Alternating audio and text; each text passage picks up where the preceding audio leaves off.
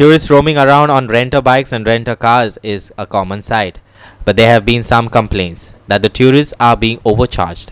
And at many of the times, tourists on self-riding bikes and cars are becoming a nuisance on the road. The government is keeping a watch on this, assures the Transport Minister Mauvin. Here's more.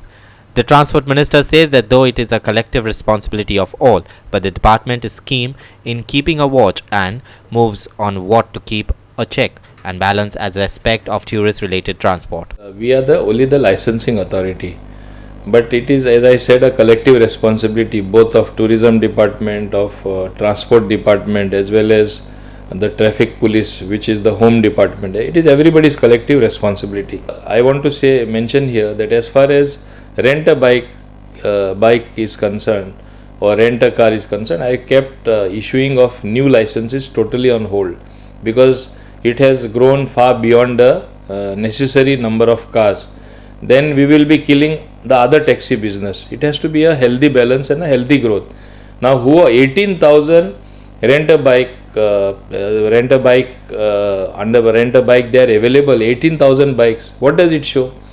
People are finding the taxi fare so high that you find tourists just taking a bike and roaming without following sometimes any traffic rule, because you don't know which side to go and which is one way, which is like a death trap sometimes on the road. We are going to curtail this renter cab and not have too many of them. And I think with Goa miles ultimately building up in the long run, people will be using less of this mode of transport.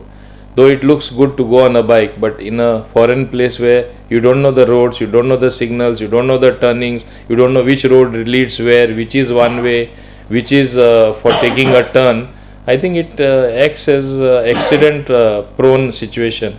So we can't allow this situation to grow any further.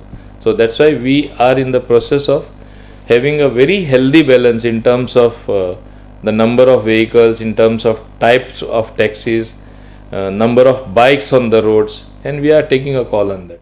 Mauvin also spoke on the taxi issue and the recent strike over Goa Miles app watch. Government does not have any personal interest in Goa Miles, or for that matter any taxi operator. We want the best for the tourist that comes here. When you overprice, then you have all the pitfalls. If you look at the number of tourists coming to Goa, it is on the decline. People are going to other destinations. And when I talk of other destinations, they are going because things are much cheaper elsewhere. You should not kill the goose which lays the golden egg. Therefore, I think the taxi operators, whether it was black and yellow, whether it is tourist or whether it is rent a cab, I think ultimately all fell in line and they cooperated with the government. On the word of Honorable Chief Minister Dr. Pramod Sawant, they called off their strike.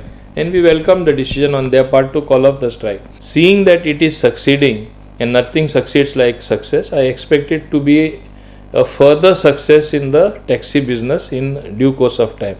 So there is no setback of any sort. And as far as tourism is concerned, it augurs very well for the future, because at least the taxi problem is sorted out. Now, there are various issues which we look at. Like, for example, there never was Kadamba bus service going in and out of the airport. For the first time, you even have a bus service. Now, with the electrical buses coming, newer buses coming, we will put the best buses available for trips from the airport. So, customer has a choice. Our chief reporter Glenn Costa with video journalist Amar Chavaria in Panaji.